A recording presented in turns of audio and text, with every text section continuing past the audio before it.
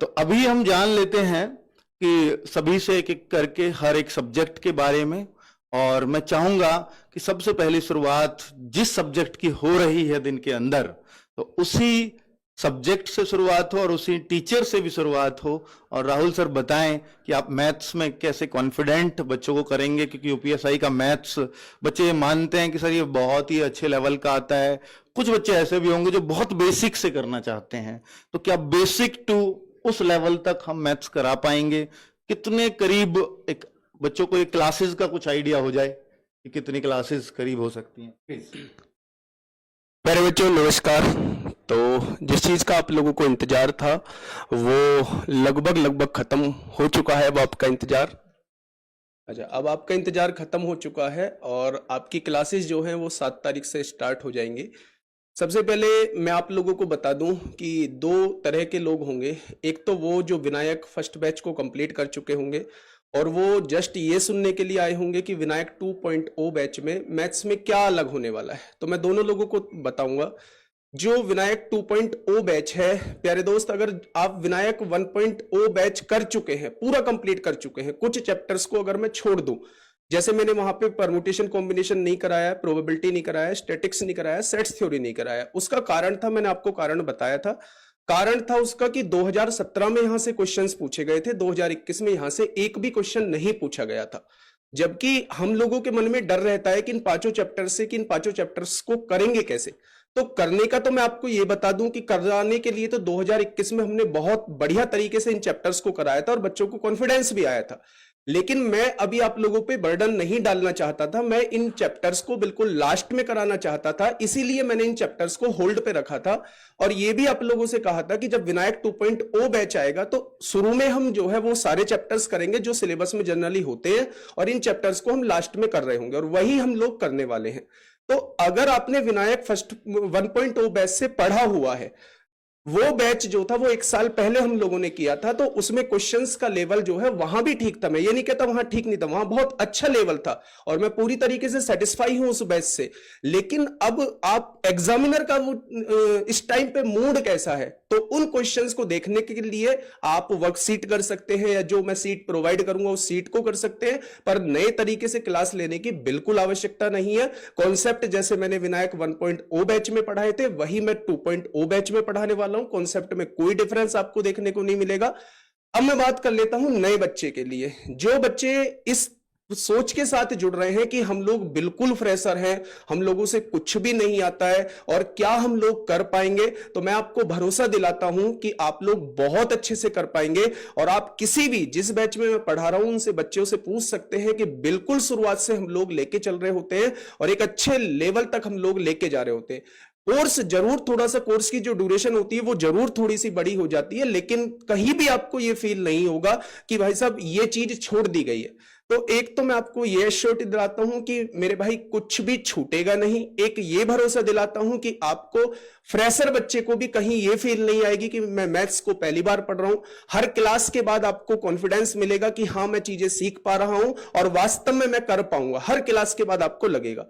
दूसरा, अगर विनायक 2.0 बैच में अगर मैं बात करूं तो मैं एक हर चैप्टर के बाद जो है वो 50 जितना, जैसे बड़ा चैप्टर है कोई तो उसमें 75 क्वेश्चंस कर सकते हैं, जैसे छोटा चैप्टर है लाइक पार्टनरशिप वगैरह है, एज वगैरह है, बहुत छोटे चैप्टर्स है तो उसमें 40 क्वेश्चन भी हो सकते हैं, 50 क्वेश्चन भी हो सकते हैं। तो मतलब जिस हिसाब से जितने क्वेश्चंस में वो चैप्टर कवर हो रहा होगा वो वर्कशीट के लिए मैं आपको दे रहा हूं एक प्रैक्टिस के रूप में, जहां से वो चैप्टर जो है वो पूरा आपका तैयार हो जाएगा।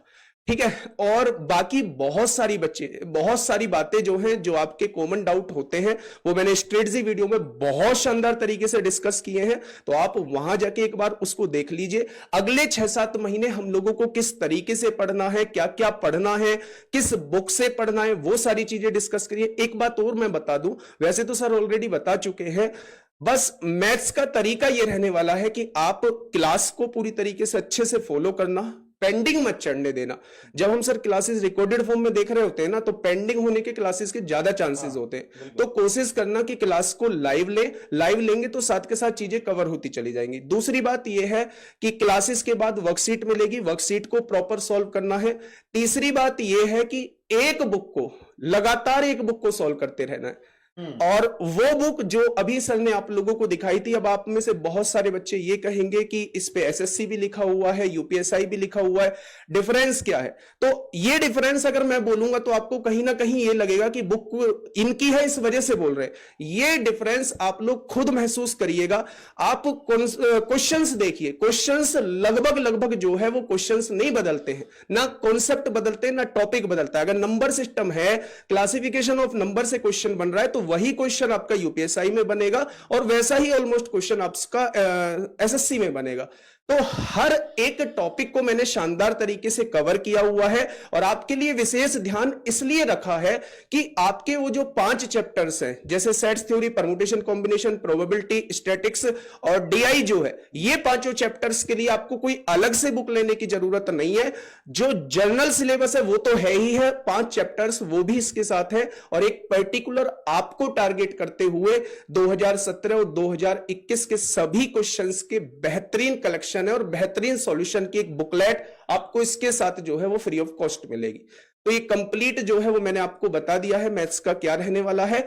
बाकी 7 तारीख को विनायक 1.0 बैच में भी सुबह 7 बजे मिलते थे, सबसे पहले मिलते थे, और विनायक 2.0 में भी सबसे पहले मिलेंगे और शानदार पढ़ेंगे दोस्त। धन्यवाद। बहुत बढ़िया सर, बहुत शानदार, बहुत कॉन्फिडेंस बच्चों के अंदर आया होगा मैथ्स को लेकर के।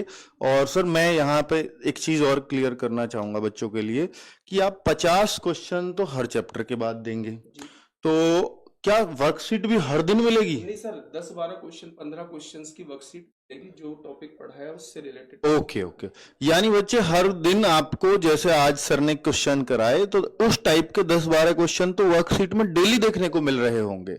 और प्लस जब चैप्टर खत्म हो जाएगा उस दिन 50 क्वेश्चन उस दिन आपको और मिल रहे होंगे।